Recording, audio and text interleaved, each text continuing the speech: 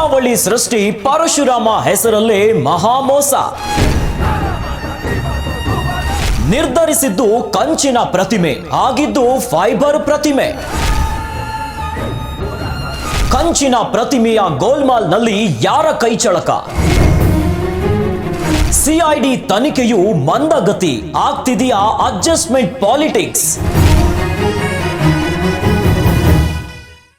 ನಮಸ್ತೆ ವೀಕ್ಷಕರೇ, ನಾನು ಅಖಿಲೇಶ್ ದಬ್ಬೆಕಟ್ಟೆ. ರಾಜ್ಯದೆಲ್ಲೆಡೆ ಈಗ ಬರೀ ಅಕ್ರಮ, ಅವ್ಯವಹಾರ, ಭ್ರಷ್ಟಾಚಾರದ ವಿಚಾರಗಳು ಸಿಕ್ಕಾಪಟ್ಟೆ ಸುದ್ದಿ ಆಗ್ತಾ ಇದೆ. ಇನ್ನು ಈ ಬಾರಿಯ ಮುಂಗಾರು ಅಧಿವೇಶನದಲ್ಲೂ ಕೂಡ ಸಿಕ್ಕಾಪಟ್ಟೆ ಚರ್ಚೆ ಆಗ್ತಿರೋದು ಕಾಂಗ್ರೆಸ್ ಸರ್ಕಾರ ಇರುವಂತಹ ಹೊತ್ತಿನಲ್ಲಿ ಆಗ್ತಿರುವಂತಹ ನಿಗಮ ಮಂಡಳಿಯಲ್ಲಿ ಆಗ್ತಿರುವಂತಹ ಅಕ್ರಮ, ಅವ್ಯವಹಾರ, ಇನ್ನು ಭ್ರಷ್ಟಾಚಾರದ ವಿಚಾರವನ್ನ ಬಿಜೆಪಿ ಬ್ರಹ್ಮಾಸ್ತ್ರವಾಗಿ ಇಟ್ಟುಕೊಂಡು ತೀವ್ರ ದಾಳಿಯನ್ನ ಮಾಡ್ತಾ ಇದೆ. ಆದ್ರೆ ಇವೆಲ್ಲದರ ನಡುವೆ ಈಗ ಬಿಜೆಪಿ ಸರ್ಕಾರದಲ್ಲಿರುವಂತಹ ಹೊತ್ತಿನಲ್ಲಿ ಆಗಿರುವಂತಹ ಕಾರ್ಕಳದ ಪರಶುರಾಮನ ಥೀಮ್ ಪಾರ್ಕಿನ ನಿರ್ಮಾಣದ ಅವ್ಯವಹಾರದ ವಿಚಾರ ಈಗ ಮತ್ತೆ ಮುನ್ನೆಲೆಗೆ ಬಂದು ಬಿಟ್ಟಿದೆ. ಹಾಗಾದ್ರೆ ಏನಿದು ಪರಶುರಾಮನ ಥೀಮ್ ಪಾರ್ಕ್ ವಿವಾದ? ಇವೆಲ್ಲವನ್ನ ಗಮನಿಸ್ತಾ ಹೋಗೋಣ. ಸದನದಲ್ಲಿ ಮಾರ್ದನಿಸಿದ ಪರಶುರಾಮ ಥೀಮ್ ಪಾರ್ಕ್ ಅಕ್ರಮ. ಪರಶುರಾಮ ಹೆಸರು ಕೇಳಿದ್ರೆ ಬಿಜೆಪಿ ಹೆದರೋದ್ಯಾಕೆ? ಥೀಮ್ ಪಾರ್ಕ್ ಅಂದ್ರೆ ಸುನಿಲ್ ಕುಮಾರ್ ಬೆಚ್ಚಿ ಬೀಳೋದ್ಯಾಕೆ? ಕಾಂಗ್ರೆಸ್ ಕೈಗೆ ಸಿಕ್ಕೇ ಬಿಟ್ಟಿದೆ ಪರಶುರಾಮ ಬ್ರಹ್ಮಾಸ್ತ್ರ.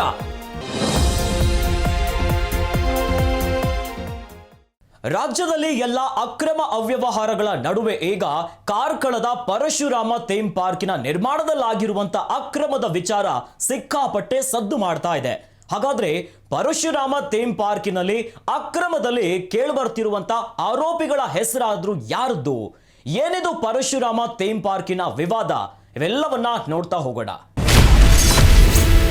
ಸದನದಲ್ಲಿ ಮಾರ್ದನಿಸಿದ ಪರಶುರಾಮ ಥೀಮ್ ಪಾರ್ಕ್ ಅಕ್ರಮ.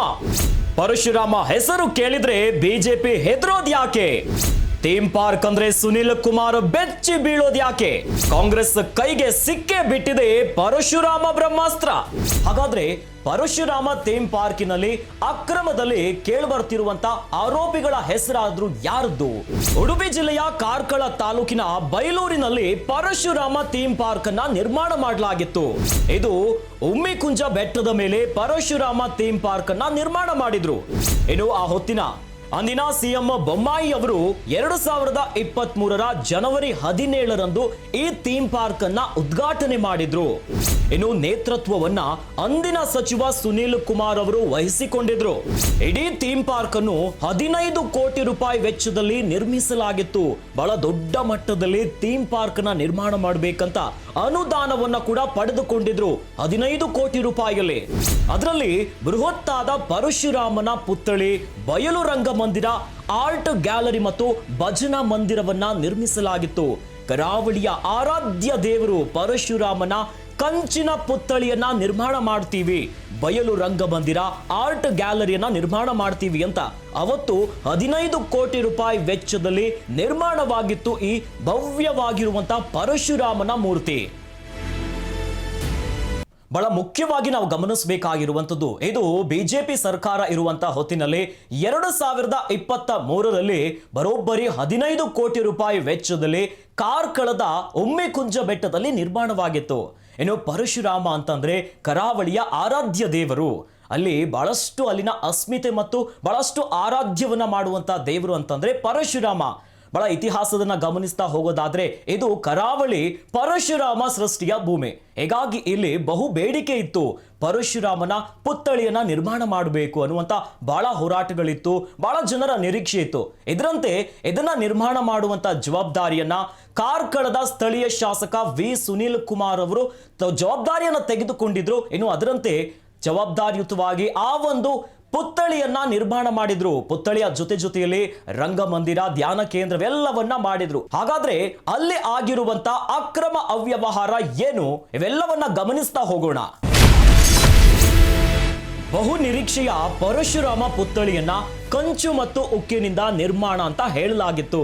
ಕಂಚಿನಿಂದ ಪರಶುರಾಮನ ಭವ್ಯ ಮೂರ್ತಿಯನ್ನ, ಸುಮಾರು 33 ಅಡಿಯ ಪರಶುರಾಮನ ಮೂರ್ತಿಯನ್ನ ಸ್ಥಾಪನೆ ಮಾಡುವ ಕನಸನ್ನ ಹೊಂದಿತ್ತು. ಇದೇ ರೀತಿಯಾಗಿ ಕಂಚಿನ ಮೂರ್ತಿಗಾಗಿ 2.5 ಕೋಟಿ ಅಂದಾಜು ವೆಚ್ಚವನ್ನ ಭರಿಸಿದ್ರು. 2.5 ಕೋಟಿ ರೂಪಾಯಿಯಲ್ಲಿ ಕಂಚಿನ ಮೂರ್ತಿಯನ್ನ ಸ್ಥಾಪನೆ ಮಾಡ್ತೀವಿ, ಭವ್ಯವಾದ ಮೂರ್ತಿ ಅಂತ. ಹೀಗಾಗಿ 1,25 ಲಕ್ಷ ರೂಪಾಯಿ ಅಡ್ವಾನ್ಸ್ ಅನ್ನು ಕೂಡ ನೀಡಿದ್ರು ಕಂಚಿನ ಮೂರ್ತಿಗಾಗಿ. ಆದ್ರೆ ಮೂರ್ತಿ ಫೈಬರ್ ನಿಂದ ನಿರ್ಮಾಣ ಮಾಡಲಾಗಿದೆ ಇರುವಂತ ಆರೋಪ ಕೇಳಿಬಂತು. ಇಷ್ಟು ದೊಡ್ಡ ಮೊತ್ತದಲ್ಲಿ ಬಹಳಷ್ಟು ಭವ್ಯವಾಗಿರುವಂತಹ ಪರಶುರಾಮ ಮೂರ್ತಿ ಫೈಬರ್ ನಿಂದ ನಿರ್ಮಾಣ ಮಾಡಲಾಗಿದೆ ಎನ್ನಲಾಗ್ತಿದೆ. ಇದೇ ಬಹಳ ಪ್ರಮುಖವಾಗಿರುವಂತ ಆರೋಪ ಇಲ್ಲಿ. ಕಂಚಿನಿಂದ ನಿರ್ಮಾಣ ಆಗುತ್ತೆ ಪರಶುರಾಮನ ಮೂರ್ತಿ ಅಂತ ಎಷ್ಟು ದೊಡ್ಡ ಮೊತ್ತದಲ್ಲಿ ಅನುದಾನ ಕೂಡ ಸಿಕ್ಕಿತ್ತು. ಆದ್ರೆ ಕಂಚಿನ ಬದಲಾಗಿ ಫೈಬರ್ ನಿರ್ಮಾಣವಾಗಿದೆ, ಫೈಬರ್ ಮೂರ್ತಿ ನಿರ್ಮಾಣ ಮಾಡಲಾಗಿದೆ ಅಂತ ಆರೋಪ ಬಂತು. ಪರಶುರಾಮ ಮೂರ್ತಿಯನ್ನ ಅರ್ಧ ಕಬ್ಬಿಣ ಮತ್ತು ಫೈಬರ್ ಬಳಕೆಯ ಆರೋಪ ಕೇಳಿಬಂತು.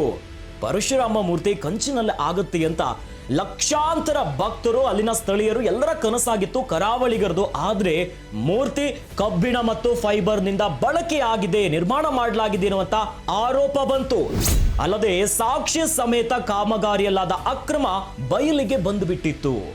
ಯಾವಾಗ ಈ ಕಂಚಿನ ಪ್ರತಿಮೆ ಆಗುತ್ತೆ, ಇವೆಲ್ಲ ಅನಾವರಣವಾಗುತ್ತೆ ಅಂತ ಕಣ್ತುಂಬಿಕೊಳ್ಳಿಕ್ಕೆ ನೂರಾರು ಲಕ್ಷಾಂತರ ಜನ ನೋಡ್ತಾ ಇದ್ರೆ ಅಲ್ಲಿ ಎಲ್ಲರಿಗೂ ಬಿಗ್ ಶಾಕ್ ಎದುರಾಗಿತ್ತು. ಕಂಚಿನ ಬದಲಾಗಿ ಪರಶುರಾಮನ ಭವ್ಯ ಮೂರ್ತಿಯಲ್ಲಿ ಫೈಬರ್ ನಿಂದ ಮಾಡಲಾಗಿತ್ತು. ಅಂದಿನ ಸಚಿವ ಸುನೀಲ್ ಕುಮಾರ್ ಅವರೇ ಈ ಥೀಮ್ ಪಾರ್ಕಿನ ಸಂಪೂರ್ಣ ನೇತೃತ್ವವನ್ನ ವಹಿಸಿಕೊಂಡಿದ್ರು. ಸುನೀಲ್ ಕುಮಾರ್ ಆಗ ಸಚಿವರಾಗಿದ್ರು. ಈಗ ಹಾಲಿ ಶಾಸಕ ಕಾರ್ಕಳದಲ್ಲಿ ಸುನೀಲ್ ಕುಮಾರ್ ಬಹಳಷ್ಟು ಹೆಸರುವಾಸಿಯ ಶಾಸಕ. ಸಂಪೂರ್ಣ ಜವಾಬ್ದಾರಿಯ ಅವರ ಹೆಗಲ ಮೇಲಿತ್ತು. ತಾವೇ ಮುಂದೆ ನಿಂತು ಮಾಡಿದಂತಹ ಥೀಮ್ ಪಾರ್ಕಿನಲ್ಲಿ ಕಂಚಿನ ಬದಲಾಗಿ ಅಲ್ಲಿ ಕಾಣಿಸಿದ್ದು ಫೈಬರ್ ಮೂರ್ತಿ. ಫೈಬರ್ ಮೂರ್ತಿ ಎಂದು ಗೊತ್ತಾಗ್ತಿದ್ದಂತೆ ತೆರವಿಗೆ ಡಿಸಿ ಸೂಚನೆಯನ್ನ ಕೊಡ್ತಾರೆ. ಕಂಚಿನ ಮೂರ್ತಿನ ಬದಲಾಗಿ ಯಾವಾಗ ಅಲ್ಲಿ ಫೈಬರ್ ಮೂರ್ತಿ ಇದೆ ಅಂತ ಗೊತ್ತಾಗ್ತಿದ್ದಂತೆ ಜಿಲ್ಲಾಡಳಿತ ಎಚ್ಚೆತ್ತುಕೊಳ್ಳುತ್ತೆ. ಇನ್ನು ಡಿಸಿ ಇದನ್ನ ತೆರವು ಮಾಡಲಿಕ್ಕೆ ಸೂಚನೆಯನ್ನ ಕೊಡ್ತಾರೆ. ದೊಡ್ಡ ಮಟ್ಟದ ಪ್ರತಿಭಟನೆಯಾಗುತ್ತೆ, ಅಪಸ್ವರಗಳು ಕೇಳಿ ಬರುತ್ತೆ, ಆಕ್ರೋಶಗಳನ್ನ ಹೊರಗಾಕ್ತಾರೆ. ಇವೆಲ್ಲದರ ನಡುವೆ ಇದನ್ನ ತೆರವುಗೊಳಿಸಬೇಕು ಅಂತ ಡಿಸಿ ಸೂಚನೆಯನ್ನ ಕೊಡ್ತಾರೆ. ಡಿಸಿ ಸೂಚನೆಯ ಬೆನ್ನಲ್ಲೇ ಮುಜುಗರದ ಹಿನ್ನೆಲೆಯಲ್ಲಿ ಅಧಿಕೃತ ಆದೇಶವಿದ್ರೂ ಕೂಡ ರಾತ್ರೋರಾತ್ರಿ ಈ ಮೂರ್ತಿಯನ್ನ ತೆರವು ಮಾಡ್ತಾರೆ. ಬಹಳ ಪ್ರಮುಖವಾಗಿ ಗಮನಿಸಿಕೊಳ್ಬೇಕು, ತರಾತುರಿಯಲ್ಲಿ ಉದ್ಘಾಟನೆಯಾಗುತ್ತೆ. ಕಂಚಿನ ಮೂರ್ತಿನ ಬದಲಾಗಿ ಅಲ್ಲಿ ಫೈಬರ್ ಮೂರ್ತಿಯನ್ನ ಸ್ಥಾಪನೆ ಮಾಡ್ತಾರೆ. ಯಾವಾಗ ಇಲ್ಲಿ ಅಕ್ರಮ ಆಗಿದೆ, ಅವ್ಯವಹಾರಗಳಿದೆ ಅಂತ ಗೊತ್ತಾಗ್ತಿದ್ದಂತೆ ಡಿಸಿ ಸೂಚನೆಯನ್ನ ಕೊಡ್ತಾರೆ. ಇನ್ನು ಅಧಿಕೃತವಾಗಿ ಇದನ್ನ ತೆರವುಗೊಳಿಸಬೇಕೆನ್ನುವಂತ ಸೂಚನೆ ಇದ್ರೂ ಕೂಡ ಮುಜುಗರದಿಂದ ಪಾರಾಗ್ಲಿಕ್ಕೆ ರಾತ್ರೋರಾತ್ರಿ ಮೂರ್ತಿಯನ್ನ ತೆರವು ಮಾಡ್ತಾರೆ. ಯಾಕಾಗಿ ಸ್ಥಳೀಯ ಆತಂಕ, ಹಿಂದುತ್ವ ಹೋರಾಟಗಾರ ಭಯದಿಂದ ರಾತ್ರೋರಾತ್ರಿ ಇದನ್ನ ತೆರವು ಮಾಡ್ತಾರೆ.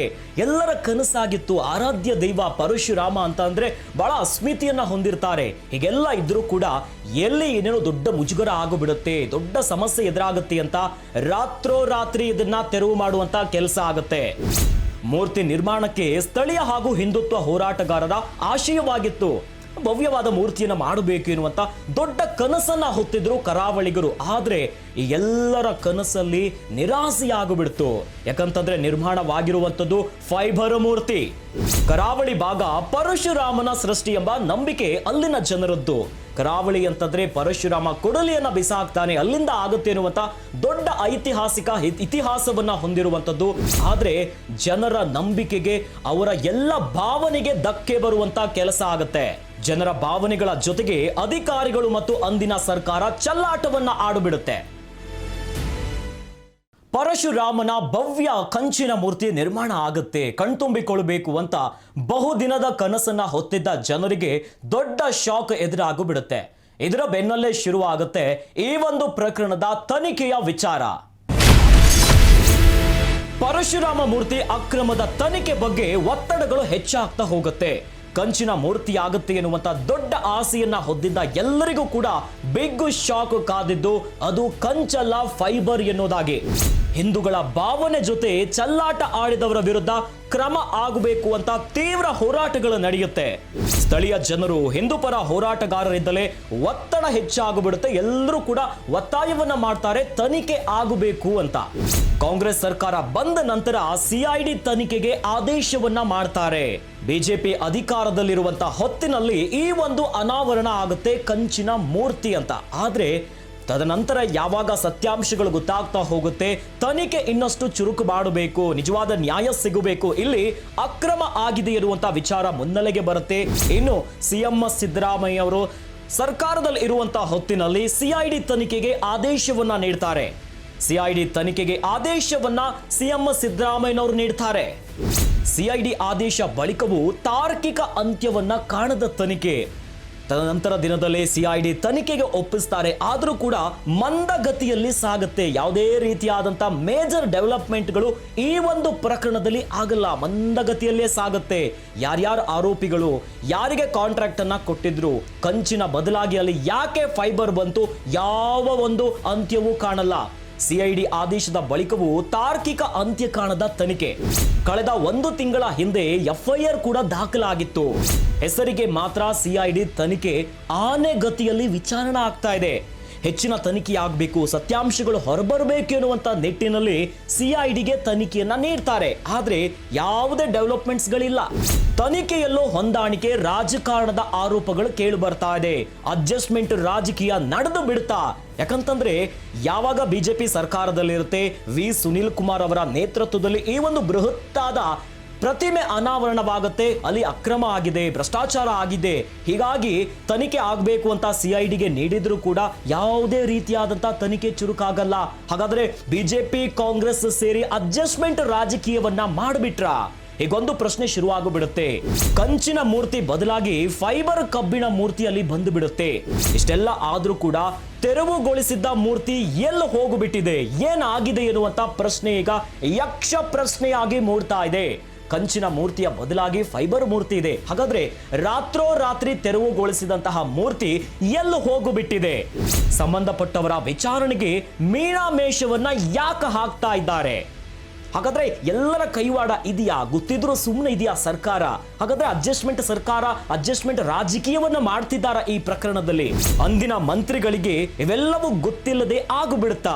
ಅಂದು ಸರ್ಕಾರ ಇದ್ದಂತ ಹೊತ್ತಿನಲ್ಲಿ ಯಾರಿಗೂ ಗೊತ್ತಿಲ್ಲದೇನೆ ಆಗಿಬಿಡ್ತಾ? ಅಥವಾ ಗೊತ್ತಿದ್ರು ಎಲ್ಲರೂ ಕೂಡ ಅಡ್ಜಸ್ಟ್ಮೆಂಟ್ ಇಂದ ಬಾಯನ್ನ ಮುಚ್ಚಿಕೊಂಡು ಸುಮ್ಮನೆ ಇದ್ದು ಬಿಟ್ರ?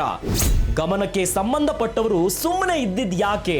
ಇಂಥ ದೊಡ್ಡ ವಿಚಾರ, ಎಲ್ಲರ ಭಾವನೆ ಇತ್ತು, ಅಲ್ಲಿ ದೊಡ್ಡ ಮಟ್ಟದ ಪ್ರತಿಮೆ ಆಗುತ್ತೆ ಎನ್ನುವಂತ ಒಂದು ಧಾರ್ಮಿಕ ಭಾವನೆಯ ಜೊತೆ ಆಟ ಆಡಿಬಿಟ್ರು ಕೂಡ ಸಂಬಂಧಪಟ್ಟಂತ ಇಲಾಖೆಯವರು, ಸರ್ಕಾರ ಸುಮ್ಮನೆ ಇದ್ದಿದ್ದು ಯಾಕೆ? ಭಾವನೆ ಜೊತೆ ಆಟ ಆಡಿದವರ ವಿರುದ್ಧ ಕ್ರಮ ಯಾವಾಗ ಕೈಗೊಳ್ಳುತ್ತಾರೆ? ಇವೆಲ್ಲದರ ನಡುವೆ ಈಗ ಮತ್ತೆ ಮುನ್ನೆಲೆಗೆ ಬಂದಿರುವಂತದ್ದು ಪರಶುರಾಮ ಥೀಮ್ ಪಾರ್ಕಿನ ವಿಚಾರವಾಗಿ. ಇಷ್ಟು ದೊಡ್ಡ ಅಕ್ರಮ ಆಗಿದೆ ಎನ್ನುವಂತ ಆರೋಪ ಕೇಳಿ ಬರ್ತಾ ಇದೆ. ಕಂಚಿನ ಪ್ರತಿಮೆ ಆಗುತ್ತೆ, ಕಣ್ತುಂಬಿಸಿಕೊಳ್ಳಬೇಕು ಅಂತ ಲಕ್ಷಾಂತರ ಭಕ್ತಾಭಿಮಾನಿಗಳು, ಅಲ್ಲಿನ ಕರಾವಳಿಗರು ಕನಸುಗಳನ್ನ ಹೊತ್ತಿದ್ರೆ ಕಂಚಿನ ಬದಲಾಗಿ ಫೈಬರ್ ಮೂರ್ತಿ ಬಂದು ಬಿಡುತ್ತೆ. ರಾತ್ರೋರಾತ್ರಿ ಅದನ್ನ ತೆರವು ಮಾಡ್ತಾರೆ. ಇನ್ನು ಸಿಎಂ ಸಿದ್ದರಾಮಯ್ಯನವರು ಇದನ್ನ ಸಿಐಡಿ ತನಿಖೆಗೆ ಒಪ್ಪಿಸ್ತಾರೆ. ಆದ್ರೆ ಇಷ್ಟು ದಿನಗಳಾದರೂ ಕೂಡ ಯಾವುದೇ ರೀತಿಯಾದಂತಹ ಬೆಳವಣಿಗೆಗಳು ಈ ಪ್ರಕರಣದಲ್ಲಿ ಆಗಿಲ್ಲ.